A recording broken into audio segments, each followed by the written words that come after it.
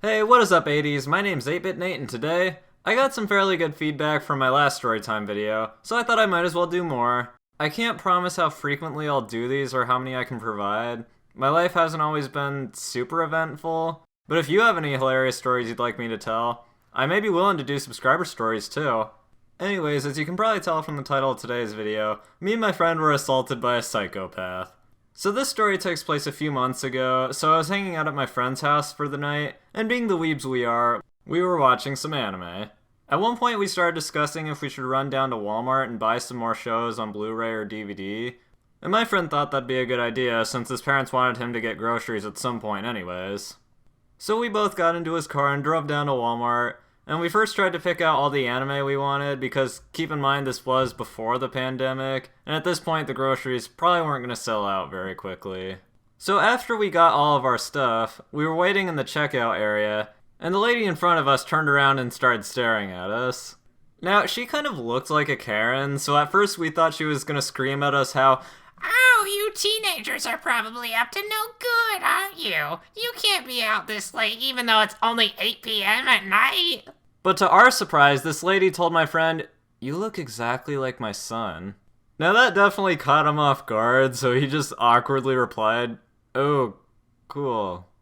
But then this lady goes on to tell us that her son actually died in a car crash a month ago, so we felt sorry for her and gave our condolences. Then she goes on to ask if my friend can do a video where he says, "Hi, Mom," as one last memory. In hindsight, this was pretty weird, and he definitely knew it at the time, but I kept trying to nudge him to do it because I thought it'd be the nice thing to do. Eventually, I get him to do it, and then she thanked us, and a minute later, the customer in front of her leaves, so she puts her groceries on the conveyor belt. We then put the bar to separate our items from hers and put our things on the conveyor belt, but then she goes and removes the bar, so the cashier ends up checking all our stuff in together.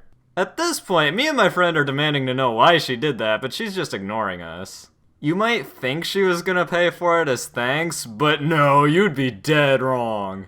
After looking in her wallet, she said that her sons, air quotes, would pay for it. So basically, this boomer was trying to scam two teenagers into paying for her groceries, and me and my friend were not happy about that at all. We ended up complaining to the cashier that we didn't know this lady and she was just trying to cheat us, but the cashier was having none of it. She demanded that somebody better pay before she calls security.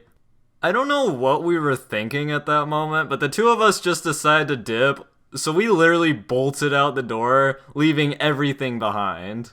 Looking back, maybe we could have gotten the lady in trouble. Like, I'm no snitch 9, but come on, you can't just scam teenagers and expect to get away with it.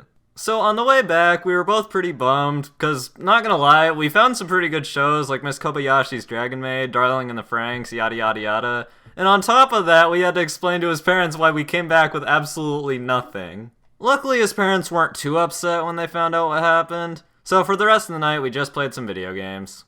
The next morning, we went to Chipotle, which is around walking distance from Walmart. While we were still bummed over what happened last night, we thought it would be the end of it, but we were sorely mistaken. Around 5 minutes after we got our food, literally the exact same woman came in. She hadn't noticed us yet, so me and my friend were trying to stay hidden from her without looking suspicious to anyone else. We then started to discuss what we should do, and we both decided we should follow her to her car, maybe snap a picture of the license plate if we needed to, but our main goal was mostly just to confront her about what she did. Like, we were both angry at her, but we didn't want this to get violent. After she got her food, she left, and we followed her, and for a while we didn't think she knew we were behind, until all of a sudden she just stopped in the middle of the parking lot. At first we thought maybe she was just gonna check her phone or something, but then she just zipped right around, staring straight at us. It was definitely an awkward position for us, and it didn't really help that she was giving us a super unhinged look. So me and my friend got really freaked out and just ran back towards his car. Unfortunately, we soon realized the lady was chasing after us, and my friend's pretty sure he even heard her snarling like a rabid animal at some point. So we got to his car, I hopped into the passenger seat while screaming at him to hurry up so we could get the heck out of Dodge.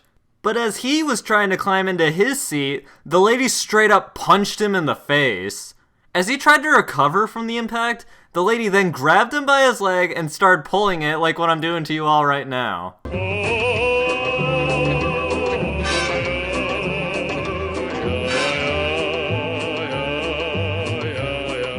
April Fools, everyone! Get bamboozled!